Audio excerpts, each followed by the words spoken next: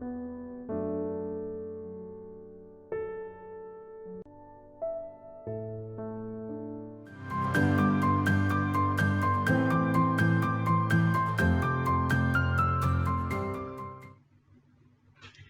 buenas tardes. ¿Qué capítulo nos espera? Es el capítulo 14 del Evangelio de Mateo, justo en la mitad del Evangelio, donde vamos viendo cómo van sucediendo más cosas, más lugares distintas. Vamos a encontrar algunos episodios parecidos y vamos a encontrar también una cosa interesante de la personalidad de Jesús en el día de hoy. Y también tiene como fuera de lo común el hecho de que cuenta dos hechos con distinto tiempo. Ahora explico. 14 versículos 1 y 2 empieza de esta manera. En aquel tiempo, Herodes el tetrarca se enteró de lo que decían de Jesús y comentó a sus sirvientes: ese Juan el Bautista ha resucitado, por eso tiene poder para realizar milagros. ¿Notamos esto? Nos está contando algo después de la muerte de Juan el Bautista, que todavía Mateo no la contó. De manera que tenemos un detalle interesante como para no leer siguiendo sin pensarlo, porque después de eso empieza a contar Mateo la muerte de Juan el Bautista. Un tema interesante, Herodes el tetrarca. Herodes el Grande, el que murió después que nació Jesús, tuvo 4 hijos y a sus 4 hijos repartió las provincias por todos lados, ¿sí? Este era Herodes Antipas. ¿Por qué acá apareció el tetrarca? Porque era tetrarca que le daban varias provincias a su cargo. Había otro, que no me acuerdo cómo se llama, que también era tetrarca. Pero este era Herodes Antipas. Este Herodes Antipas es también el que estuvo ahí, que Pilato se dirigió con respecto a Jesús antes de su muerte. De manera que miren qué 2 hechos tan terribles estuvo este hombre ahí siendo protagonista. En efecto, dice Mateo, que ahora va a explicar, Herodes había arrestado a Juan, lo había encadenado y metido en la cárcel por causa de Herodías, esposa de su hermano Felipe. Este Felipe era Herodes Felipe, ¿sí? Hermano de Herodes Antipas. De manera que esta Herodías tenía tema con más de un hombre. Es que Juan había estado diciéndole: la ley te prohíbe tenerla por esposa. Esto muestra cómo el lugar que había llegado Juan el Bautista, que tenía trato con el rey romano que gobernaba en ese tiempo. Herodes quería matarlo, pero tenía miedo a la gente porque consideraban a Juan como un profeta. En el cumpleaños de Herodes, la hija de Herodías bailó delante de todos y tanto le agradó a Herodes que le prometió bajo juramento darle cualquier cosa que pidiera. Instigada por su madre, le pidió: dame en una bandeja la cabeza de Juan el Bautista. Seguramente conocemos el hecho, hay películas, hay una ópera que se llama Salomé. Se decía que Salomé, la tradición decía que Salomé era el nombre de la hija que había bailado y que estaba enamorada de Juan el Bautista. Pero eso lo cuenta la ópera y la literatura y no tengo la Biblia, no. El rey se entristeció por este pedido, pero a causa de su juramento y en atención a los invitados, ordenó que se le concediera la petición y mandó decapitar a Juan en la cárcel. Llevaron la cabeza en una bandeja y se la dieron a la muchacha, quien se la entregó a su madre. Luego llegaron los discípulos de Juan, recogieron el cuerpo y le dieron sepultura. Uno de los capítulos, de los pasajes más negros de los evangelios, ¿no es cierto? Punto seguido, después fueron y avisaron a Jesús.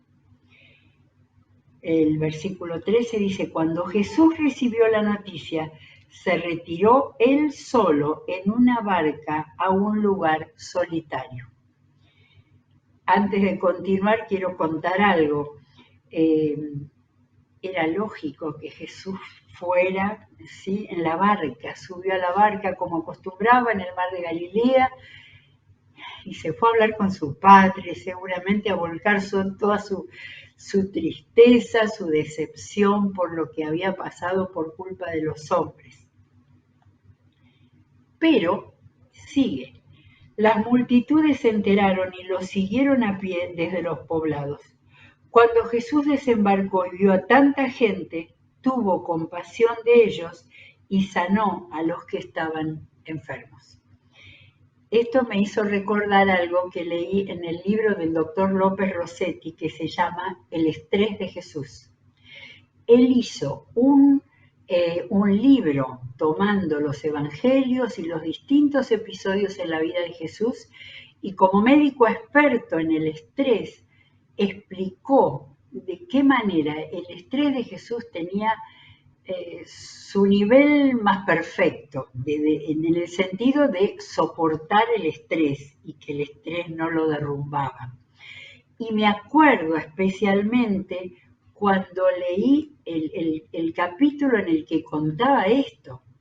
A Jesús le cuentan que su primo, el gran Juan el Bautista, de quien dijo que era el más grande en el reino de los cielos, que lo habían decapitado. Y él en ese momento fue a volcarse a su padre, pero después, inmediatamente, a pesar de la situación emocional que él tuviera, que era real porque Jesús era totalmente hombre, pero ¿qué pasó? Vio a las multitudes necesitadas y tuvo compasión de ellas. Por eso en ese libro tan interesante mostraba este punto como uno de los que el estado de Jesús en cuanto al estrés era extraordinario. Yo siempre pensé si este doctor no se habría convertido después de hacer ese trabajo con los evangelios. Pero volvamos a Mateo. Jesús entonces tuvo compasión de ellos, porque eso es otra cosa, no solamente Jesús fue porque era responsable. Después de esa noche de angustia, él tuvo compasión y sanó, y se puso a sanar. No era solamente una emoción, sino fueron hechos. Él superó todo el estrés y sanó a los que estaban ahí. Al atardecer, o sea que estuvo todo el día en esto, ¿sí? Se le acercaron sus discípulos y le dijeron, este es un lugar apartado y ya se hace tarde, despide a la gente para que vayan a los pueblos y se compren algo de comer. Jesús podía haber aprovechado para pensar, yo estoy muy cansado y necesitaría descansar. No tienen que irse, contestó Jesús, denles ustedes mismos de comer. Ellos objetaron, no tenemos aquí más que 5 panes y 2 pescados, tráiganmelos acá, le dijo Jesús. La cantidad de mensajes y devocionales que se han dicho sobre esto, ¿no? Le agregamos el tema de lo que debió haber sido un gran estrés en Jesús, pero él pensaba en la gente y dio una gran lección a sus discípulos y especialmente con lo que él hizo en ese momento. Mandó a la gente que se sentara sobre la hierba, tomó los 5 panes y los 2 pescados y mirando al cielo los bendijo. No se olvidó ninguno de los pasos que él sabía, hacía y sobre todo la bendición para que ellos aprendieran a estar agradecidos a Dios. Luego partió los panes y se los dio a los discípulos, quienes los repartieron a la gente. Todos comieron hasta quedar satisfechos y los discípulos recogieron 12 canastas llenas de pedazos que sobraron. Los que comieron fueron unos 5.000 hombres, sin contar a las mujeres y a los niños. Unos 12.000 personas, tranquilamente, ¿sí? Este es uno de los cuentos favoritos de los chicos. Pero esto tiene un trasfondo y una enseñanza tan grande para realmente conocer el amor y la compasión de Jesús. y la superación de aquello que a los seres humanos nos devastaría. Versículo 22. Enseguida, acá Mateo está contando bastante puntillosamente. Enseguida, Jesús hizo que los discípulos subieran a la barca y se le adelantaran al otro lado mientras él despedía a la multitud. Después de despedir a la gente, o sea que se ocupó de eso. Díganme ustedes si uno no lee esto sin darse cuenta. Despedir a la gente significa que habrían venido a agradecerle, que los habría palmeado, tocado las manos a esos miles que había ahí. Y él quiso quedarse a despedir a la gente. Subió a la montaña para orar a solas. Era el complemento de la oración que había empezado la noche anterior y que siguió. El Señor oraba todas las noches y las mañanas, pero lo marca Mateo. Podía haber salido rápido en la barca para ir a Capernaum a descansar, pero él volvió a orar a solas.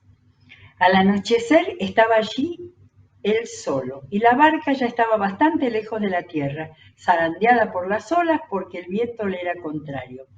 En la madrugada Jesús se acercó a ellos caminando sobre el lago. Cuando los discípulos lo vieron caminando sobre el agua, quedaron aterrados. «¡Es un fantasma!», gritaron de miedo, pero Jesús les dijo enseguida: «Cálmense, soy yo, no tengan miedo». «Señor, si eres tú», respondió Pedro, «mándame que vaya a ti sobre el agua». Bueno, después comento algo de esto. «Mándame, ven», le dijo Jesús. No dudó Jesús, no era Jesús el que iba a dudar. Jesús le dio la invitación: «Vení, estoy acá».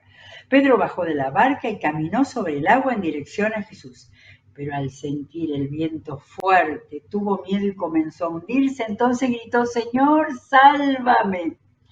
Enseguida, me encantan los detalles de Mateo, nos lo dejó un poquito a ver si reaccionaba. Jesús le tendió la mano y sujetándole lo reprendió: «Hombre de poca fe, ¿por qué dudaste?». Cuando subieron a la barca se calmó el viento y los que estaban en la barca lo adoraron a Jesús, diciendo: «Verdaderamente tú eres el Hijo de Dios».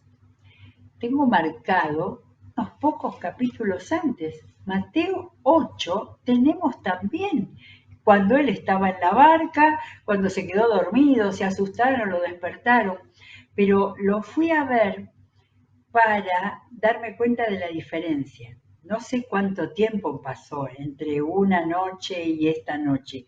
Quizás pasó un año de los 3 años del ministerio de Jesús. Pero en la primera vez dice: «Los discípulos no salían de su asombro y decían: ¿qué clase de hombre es este que hasta los vientos y las olas le obedecen?».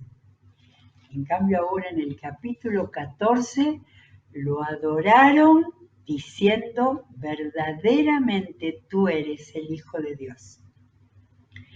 Y me da de pensar, los discípulos de Jesús que estaban con él, que lo vieron, todo eso, dudaban, ¿sí? Por eso también, para entender a quienes dudan y quienes tardan en reconocer a Jesús como el Hijo de Dios. Después de cruzar el lago, desembarcaron en Genesaret. Los habitantes de aquel lugar reconocieron a Jesús. Genesaret era una de las ciudades ahí muy cercanas, alrededor del lago de Galilea. Y divulgaron la noticia por todos los alrededores. Yo pensaba que habrían divulgado que les dio de comer, que hizo una multiplicación de los panes y de los peces, pero no. Divulgaron la noticia por todos los alrededores, les llevaban todos los enfermos, suplicándole que les permitiera tocar siquiera el borde de su manto, y quienes lo tocaban quedaban sanos. De manera que tenemos acá toda esta situación que me parece que es uno de los capítulos que nos hace ver la intimidad de Jesús en cuanto a sus emociones y en cuanto a su disposición a que lo primero de todo era la gente y era poder sanarlos, ayudarlos, darles de comer y todo lo que fuera necesario. Capítulo 15. Acá volvemos a tener algunos otros problemas. Siempre había problemas. Se acercaron a Jesús algunos fariseos y maestros de la ley que habían llegado de Jerusalén y le preguntaron: ¿por qué quebrantan tus discípulos la tradición de los ancianos? Comen sin cumplir primero el rito de lavarse las manos. ¿Dónde está el rito de lavarse las manos antes de comer? En Levítico, en Éxodo, en Números, donde están las leyes. No está en ningún lado. Pero este tiempo, en el siglo I, los fariseos, los maestros de la ley, los saduceos, todos los religiosos, estaban siguiendo las enseñanzas de los rabinos. Hay muchos libros, el Talmud, por ejemplo, creo que hay 2 Talmud distintos que completaban las historias y las enseñanzas del Antiguo Testamento. Y mucho de esto eran las cuestiones formales en cuanto al lavado y exactamente todo eso. Y ellos iban, ¿no? Algunos fariseos y maestros de la ley, que habían llegado a Jerusalén. Ya estaba viniendo la gente de Jerusalén a observarlo. Y ahí le sacaron la crítica de comer sin cumplir el rito de lavarse las manos. ¿Qué les contesta Jesús? ¿Y por qué ustedes quebrantan el mandamiento de Dios a causa de la tradición? Dios dice: honra a tu padre y a tu madre, ¿no? 4º mandamiento. Y también el que maldiga a su padre o a su madre será condenado a muerte. En cambio, ustedes enseñan que un hijo puede decir a su padre y a su madre: cualquier ayuda que pudiera darte, ya se lo he dedicado como ofrenda a Dios. ¿Recuerdan? Reina Valera dice es corbán. Y eso quería decir, en arameo debía ser, este dinero es ofrenda a Dios y no les puedo ayudar, los dejo ahí. En ese caso, el tal hijo no tiene que honrar a su padre. Así por causa de la tradición, anulan ustedes la palabra de Dios. Es muy fuerte esto, ¿eh? En boca de Jesús, es decir, que anulan la palabra de Dios por la tradición. Y les dijo: hipócritas, tenía razón Isaías cuando profetizó de ustedes. Este no es Mateo que agrega, esto lo dijo Jesús, citó ahí, vamos a ver. Lo que Jesús dijo es: este pueblo me honra con los labios, pero su corazón está lejos de mí. En vano me adoran, sus enseñanzas no son más que reglas humanas. Miren Isaías 29:13, dice: el Señor dice: este pueblo me alaba con la boca y me honra con los labios, pero su corazón está lejos de mí. Y completo el versículo. Su adoración no es más que un mandato enseñado por hombres.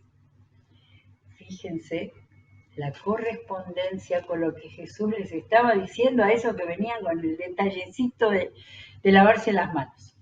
No era que Jesús no estaba de acuerdo con el aseo, pero era venir a buscarle y a oponérsele.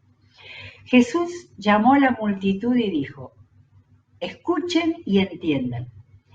Lo que contamina a una persona no es lo que entra en la boca, sino lo que sale de ella.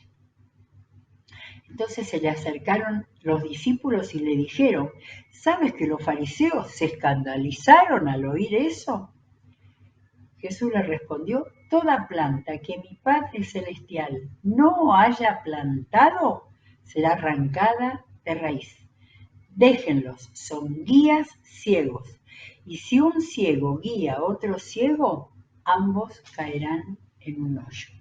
Esas enseñanzas con analogías, con comparaciones que hacía Jesús tan claras para decir, les dijo hipócritas y les dijo ciegos. Explícanos la comparación, le pidió Pedro, siempre Pedro primero, y seguramente los otros tampoco habrían entendido. ¿También ustedes son todavía tan torpes? Me parece que Jesús estaba un poco cansado de la gente, de esa gente, de ese tipo de gente. ¿No se dan cuenta que todo lo que entra en la boca va al estómago y después se echa en la letrina? Pero lo que sale de la boca viene del corazón y contamina a la persona, porque del corazón salen los malos pensamientos, los homicidios, los adulterios, la inmoralidad sexual, los robos, los falsos testimonios y las calumnias. Todas las cosas que tenemos ahora estaban ya en el tiempo de Jesús. Eso es lo que sale de adentro. Estas son las cosas que contaminan a la persona y no el comer sin lavarse las manos. Vuelvo a decir eso, que no era que Jesús estaba en contra del aseo, pero estaba dando una enseñanza espiritual tremenda frente a la falsedad. Por eso les digo hipócritas, porque a ellos no les importaría demasiado pero era buscarle alguna cosa a Jesús con tal de provocarlo. Muy bien. Ahora necesitaríamos tener un mapa. Qué bueno sería, porque llegamos a un nuevo viaje, Jesús. Muchas veces no tenemos detalles o no nos fijamos cuando lo leemos, que a veces Jesús parte, acá apareció, Jesús parte de un lugar y va a otro y no nos damos cuenta, ¿no? Jesús no iba ni ningún tipo de vehículo, ¿no? Caminando. Porque dice, estamos en el capítulo 15, versículo 21, partiendo de allí, Jesús se retiró a la región de Tiro y Sidón. Jesús estaba alrededor del lago de Galilea, en alguno o estaba directamente en Capernaum, que acá lo tenemos como Cafarnaúm, es el mismo lugar. Jesús estaba trabajando y recorriendo Galilea, subía a la barca, iba a la otra punta. Pero dice que de repente se retiró a la región de Tiro y Sidón. Y acá tenemos al norte, bien al norte Tiro, unos kilómetros, ahí tenemos en el mapa grande, ahí tenemos marcado Tiro. Y el mapa daba hasta ahí, unos kilómetros más arriba era Sidón. Esa era la región de los fenicios. O sea, no era la provincia de Galilea, ni las otras provincias que estaban del otro lado del Jordán, ni las que estaban al sur, la provincia judía. Se iba a otra jurisdicción. Ahí debía haber otro Herodes, otro rey, si es que se habían metido con los fenicios, los romanos, que no estoy muy segura. Jesús se retiró a la región de Tiro y Sidón. No sé qué quería decir eso de se retiró, pero fue para allá, fue a ese lugar. Una mujer cananea de las inmediaciones, ahí era la zona donde se lo llamaba cananeo, en el tiempo de la conquista del pueblo de Israel, toda esa zona era la tierra de los cananeos, con sus distintos nombres. Una mujer cananea de las inmediaciones salió a su encuentro gritando: Señor, hijo de David, ten compasión de mí, mi hija sufre terriblemente por estar endemoniada. Me llama la atención que allí, en Tiro y en Sidón, había gente que sabía que Jesús existía y que lo llamaba hijo de David. ¿Tenía esta mujer un conocimiento de los israelitas o del mundo israelita para poder hablarle así? Jesús no le respondió palabra. Así que sus discípulos se acercaron a él y le rogaron. Le dijeron, atiéndela, no, despídenla, porque viene detrás de nosotros gritando. Les molestaba, los discípulos no tenían nada de compasión. Pero Jesús hizo una prueba con esa mujer.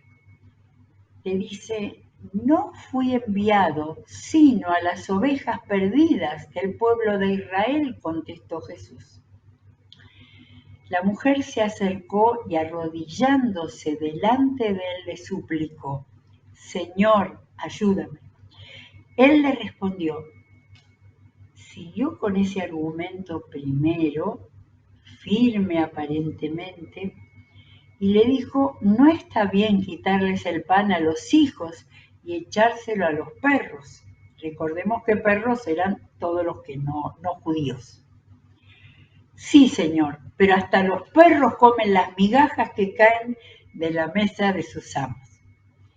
Jesús la estaba probando, Jesús la quería conocer, quería que ver hasta dónde era su fe. Jesús no le preguntó, ¿cómo me llamas hijo de David? ¿Cómo sabe?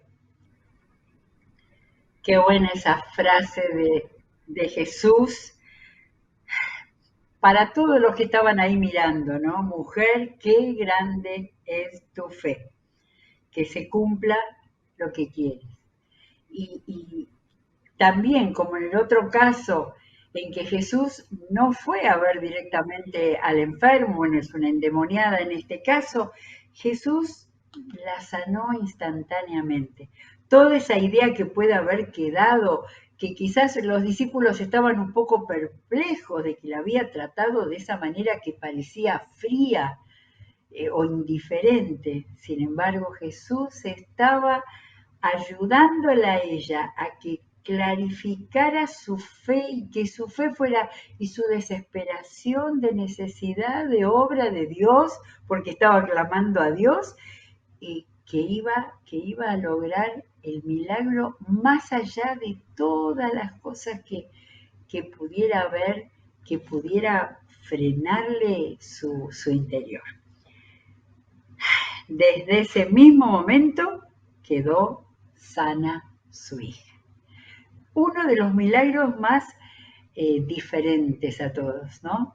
Más interesantes y más que muestran el amor de Jesús que salía del lugar suyo de Galilea, donde estaba con su gente y donde estaba con todo el favor de las multitudes, que caminó y fue porque él sabía que había una mujer que estaba esperando, necesitando, y sabe Dios si esa mujer después no fue una predicadora diciéndole a la gente que Jesús de Nazaret era quien había curado a su hija. Bueno, extraordinario. Llegamos acá en el capítulo 15. Vamos a terminarlo después porque tenemos otro acontecimiento importante que requiere alguna explicación. Así que llegamos hasta el 15, 28. Muy bien, que el Señor nos siga llenando de su palabra y de la comprensión de su palabra. Será hasta la próxima. Que Dios los bendiga ricamente.